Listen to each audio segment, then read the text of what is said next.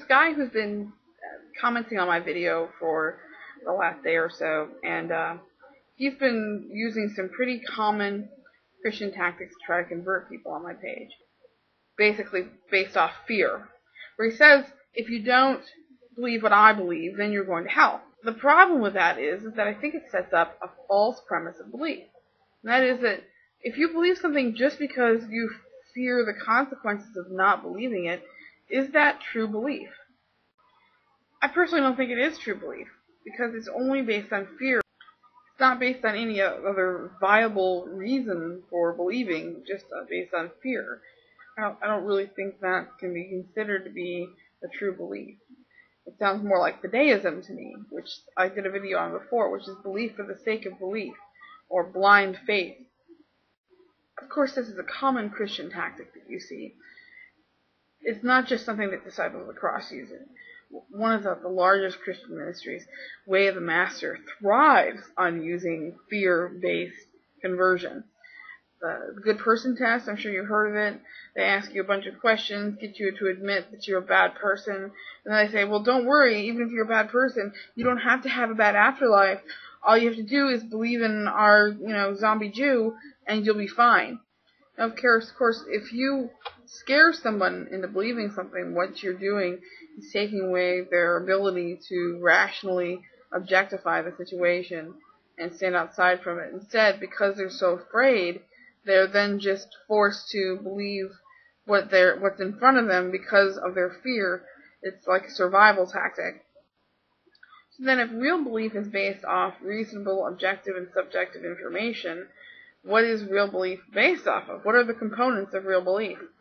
And I've talked about it a little bit before, but I just wanted to reiterate it. I personally think that genuine belief is based off of 4 things that are basically categorized by the 4 elements. If you look at Earth would be tangent information. So in other words, the tangible universe, current available information about that universe. If you look at air, that would obviously be logic. Fire would be experience, and water would be intuition. What do you feel about this belief?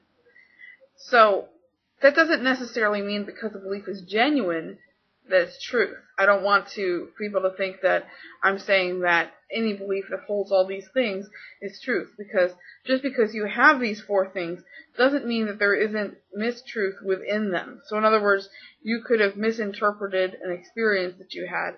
You could not have current available information. You could not, you could reason something the wrong way or misinterpret something. And, intuition, you could just have the wrong gut instinct about something. So these things don't necessarily mean truth. What they are is genuine components of belief. Just because somebody believes something doesn't mean that it's true. What this does show is further evidence that belief is a non-volitional thing. We can't choose what it is we believe. There are components to our belief, or we simply abandon rationality and believe that which scares us. So it doesn't really make any sense to me why Christians, especially, would focus on a scare tactic type of conversion when it's temporary.